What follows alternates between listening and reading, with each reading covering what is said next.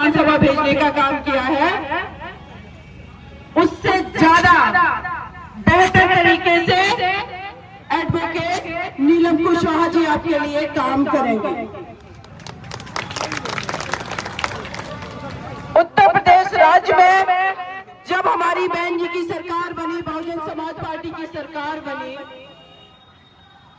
गुंडागर्दी को कैसे समाप्त किया जाता है, कैसे खत्म किया जाता है, ये कोई बहन जी से सीखे।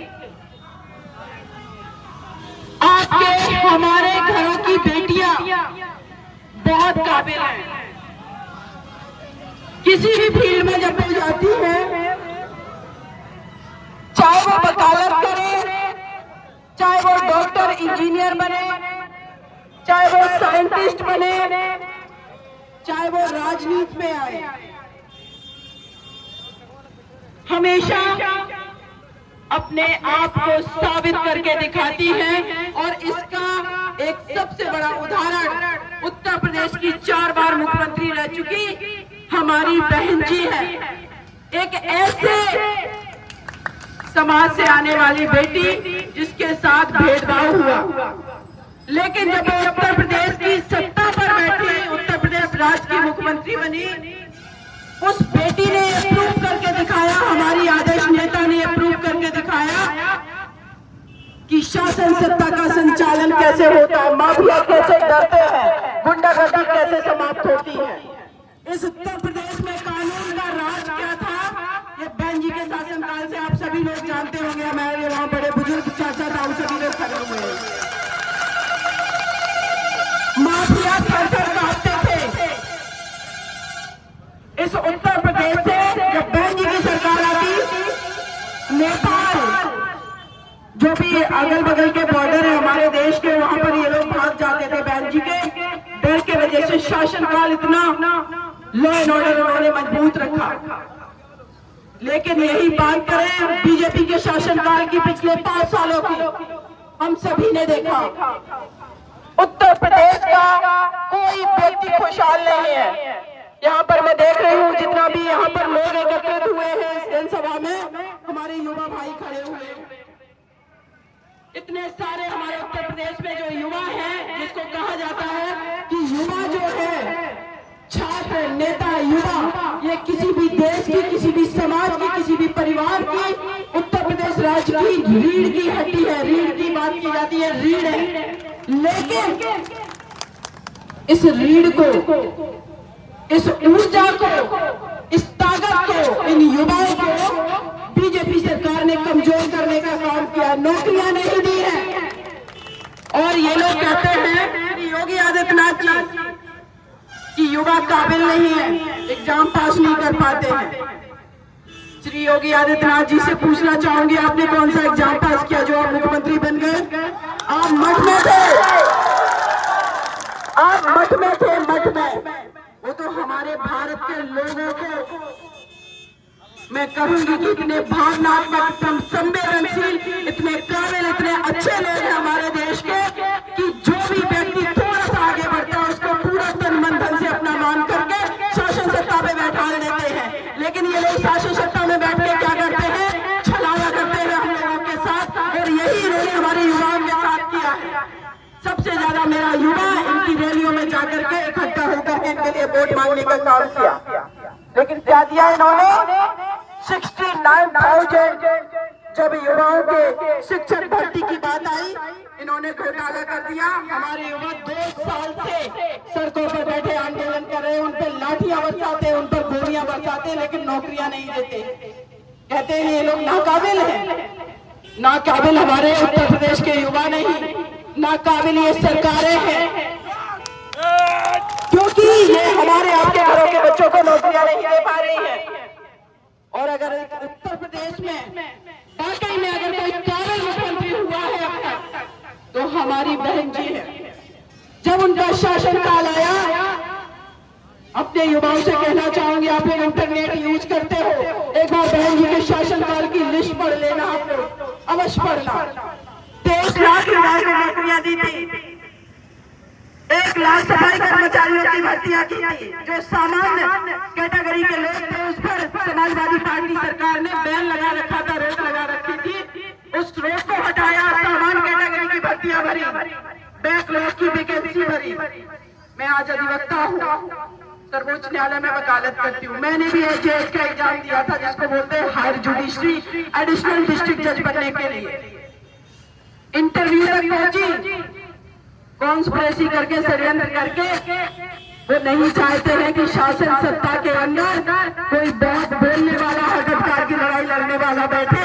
इंटरव्यू में नहीं सेलेक्ट किया, तो मैं आज आप लोगों से वादा करती हूँ कि जब भी सरकारों ने काबिल लोगों को नौकरियां नहीं दी, उन्होंने सत्ताओं के परिवर्तन किए हैं, ये आप लोग जानते हैं अच्छे से। हमारी बहन जी मात्र 21 साल की उम्र थी, सुश्री बहन कुमारी मायावती जी की, हमारी आदर्श नेता। आज हमारे आपके घरों के बच्चे बहुत टैलेंटेड हैं, भविष्य अंधकारमय है। हम लोगों को लगता है, हमारे बड़े बुजुर्ग यहाँ बैठे हुए सब लोगों को लगता है 4 साल से तैयारी कर रहा है बेटा, नौकरी नहीं मिल रही है, पढ़ता नहीं है क्या ठीक से? ऐसा नहीं है, वो पढ़ रहा है, लेकिन सरकार जानबूझ के नौकरी नहीं देना चाहती, क्योंकि जब इंसान के हाथ में नौकरी आएगी, पैसा आएगा, वो पावरफुल बन जाएगा, वो शासन सत्ता से सवाल करेगा, सोच समझ करके वोट करेगा। यही तो ये सरकारें नहीं चाहती हैं, ये वोट किस आधार पे लेना चाहती है, आप लोग समझिए। वोट किस आधार पे लेंगी? बुलडोजर बाबा, इनसे पूछना चाहिए। खून पसीने के कमाई से लोगों ने अपने घर, मकान, दुकानें बनवाई हुई हैं, इन पर आप इनको तोड़ोगे आकर के?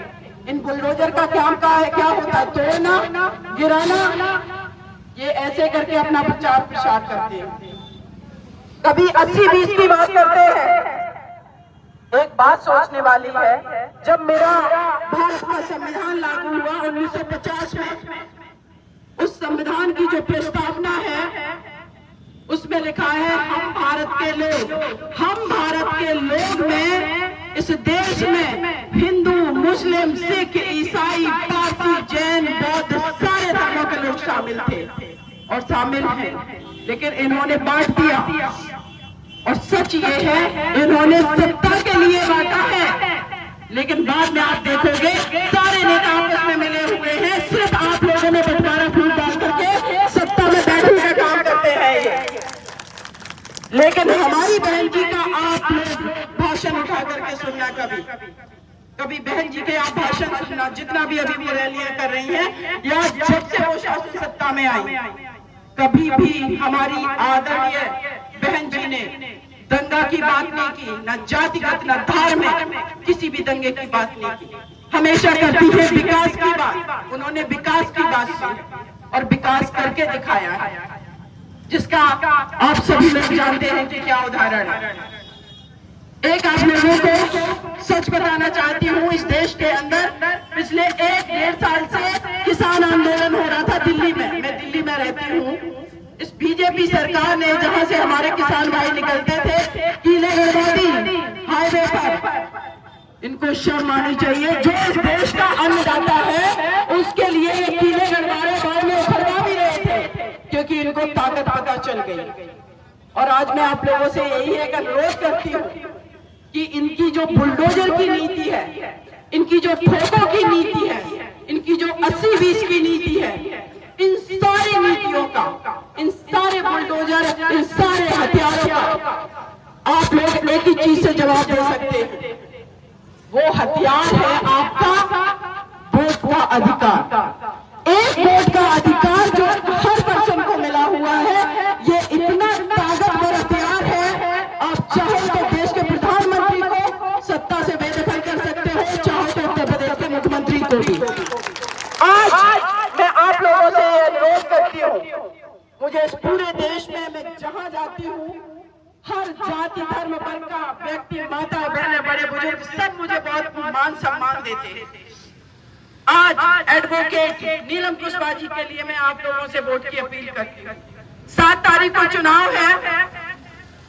आप लोग ईवीएम मशीन में सिर्फ और सिर्फ एक चुनाव चिन्ह देखना, हाथी का निशान। उसके अलावा अर्जुन की लक्ष्य की तरह जब उनसे कहा गया, उनका विवाह हो रहा था कि आपको ये लक्ष्य जो है मछली की आंख में आपको ये तीर चलाना है। उनसे पूछा गया क्या दिख रहा है, कहा नीम दिख रहा है, पेड़ दिख रहा है। तब तक उनसे कहा गया आप असफल हो। जैसे ही उनसे कहा, उन्होंने कहा कि मुझे अब इस मछली की आंख दिख रही है, उसके अलावा मुझे कुछ नहीं दिख रहा है। उसी मछली की आंख की तरह आपको ईवीएम मशीन में सिर्फ और सिर्फ हाथी का निशान दिखना चाहिए। मैं दावे के साथ कहती हूँ इस मधुबन विधानसभा से आप अपनी बहन, आप अपनी बेटी एडवोकेट नीलम कुशवाहा को सिर्फ जिताओगे नहीं, आप जमानत जब्त करा दोगे दूसरे लोगों की प्रत्याशियों की। मैं जब छोटी थी, पढ़ाई करती थी, मेरे गांव की मैं पहली लड़की हूँ। आज आप लोगों से कुछ अपनी बातें शेयर कर रही हूँ, जिसको 8वीं क्लास के बाद 9वीं क्लास में पढ़ने की इजाजत दी गई। पिताजी गांव के मुखिया थे, पिताजी को डेवलपमेंट करते हुए देखती थी। मैं कहती पापा सबके ज्यादातर गांव के लोगों के घरों के बाहर आपने हैंडपंप लगवा दिए, अपने घर के बाहर क्यों नहीं लगवाते हो? हमें दूसरे के घर के बाहर जाकर के पानी भरना पड़ता है बाल्टी में। पापा कहते थे समाज से भी ऐसा ही होता है। एक समाज सेवी व्यक्ति अपने हित की बात में सोचता है, दूसरों के हित की सोचता है। और आज जो आपके सामने बेटी खड़ी हुई है, एक नहीं सैकड़ों बेटियों के फ्री में मुकदमे लड़ करके इस बेटी ने दूसरी बेटियों के बारे में सोचा है, दूसरे के घर के लोगों के बारे में सोचा है। गोरखपुर में मनीष गुप्ता हत्याकांड हुआ, आप लोगों को याद होगा किस तरीके का योगी जी का शासनकाल है, आप लोगों ने देखा। मनीष गुप्ता भाई गोरखपुर में अपने परिवार से आकर के अपने दोस्तों के साथ आराम से होटल में बैठे हुए, उत्तर प्रदेश की पुलिस आकर के मार मार कर उस भाई का मर्डर कर देती है। योगी जी कहते हैं गुंडाराज खत्म कर दिया। मैं इनसे सवाल करती हूँ, अगर आपने गुंडाराज खत्म कर दिया तो वो पुलिस वाले कौन थे फिर जिन्होंने बिना गलती के मार दिया उस भाई को? इसका जवाब सिर्फ और सिर्फ आप लोग दे सकते हैं। मैं पूरे उत्तर प्रदेश में घूम रही हूँ, मैं जहां जाती हूँ देखती हूँ कि लोग हमारे किसान भाई कहते हैं, बड़े बुजुर्ग कहते हैं बेटिया मेरी एक बात सुनो, एक बात जरूर बोलना कि ये जो उत्तर प्रदेश की सरकार है श्री योगी आदित्यनाथ जी की, इन्होंने आवारा पशुओं को छोड़ रखा है। दिन भर हमारे किसान मजदूर भाई खेत में काम करते हैं, खून पसीना बहा करके, रात में टॉर्च लेकर के कड़कड़ाती सर्दी में रजाई लेकर के खेत पे जाके अपनी फसल रखवाते हैं। सोचिए इनकी ऐसी नीतियां हैं। आज मैं न्यूज में पढ़ रही थी, किसी अम्मा को इनका जो गाय थी उसने मार दिया, वो नाले में गिर गई, उनकी डेथ हो गई। कई एक गाय भी रोड पर मारी जा रही है, कई हमारी गाय पॉलिथीन खा रही है। तो मैं सभी लोगों से एक ही अनुरोध करती हूँ कि अभी तक जो डिसीजन नहीं लिया है, आप लोग एक डिसीजन जरूर ले लेना। बीजेपी वालों ने आलीशान कार्यालय बनवाए हैं एसीओ, जा करके उसमें इनके आवारा पशुओं को बांध आना आप लोग, क्योंकि इनको ऐसे ही जवाब देना है। क्योंकि जो हमारे किसान मजदूर भाई हैं, वो जा करके जब डीएम को ज्ञापन दे रहे हैं, कह रहे हैं कि आवारा पशु हमारी फसलें चल जा रहे हैं, तो डीएम कहते हैं नहीं योगी जी का आदेश है, हम गाय को नहीं बनवा सकते। कहाँ जाएगा हमारा भूखा प्यासा किसान? और ये कहते हैं हमने फ्री में आपको खाद्यान्न दे दिया, फ्री में आपको राशन दे दिया। जितना राशन नहीं दिया उससे ज्यादा इनके आवारा पशुओं से हमारी फसलें चरवा ली लोगों ने। इसका जवाब आप लोगों को देना है। एक नहीं आपको हजारों। मैं केस के बारे में बता दूं, ये कहते हैं किसानों की हम हिताधिकार की बात करते हैं। किसानों की हित अधिकार की अगर किसी ने बात की है तो हमारी बहन जी ने की है। बहन जी का जब शासनकाल आया, टिकैत सर जो कि राकेश टिकैत जी, आप सभी लोग उनसे पढ़ते होंगे, मीडिया में हर जगह सुनते होंगे, जो आंदोलन को लीड कर रहे थे, उनके पिताजी टिकैत के जो थे वो बहन जी के पास आए। उन्होंने कहा कि बहन जी आप गन्ने का जो मूल्य है, जो पैसा है, उस पर आप मूल्य कुछ बढ़ा दीजिए। बहन जी ने कहा चाचा कितना बढ़ाना है? बोले 40 रुपए। बहन जी ने कहा आप चाचा जी अपने घर जा रहे हैं, सुबह तक पहुंचिए, गन्ने का रेट बढ़ जाएगा। 40 रुपए के लिए बोला था, सिर्फ 40 रुपए के लिए। आपकी नेता ने 125 रुपए बढ़ा करके दिया उनको पता है, हमारी बहन जी को पता है हमारे उत्तर प्रदेश के लोगों को क्या चाहिए। आप लोगों को पता है।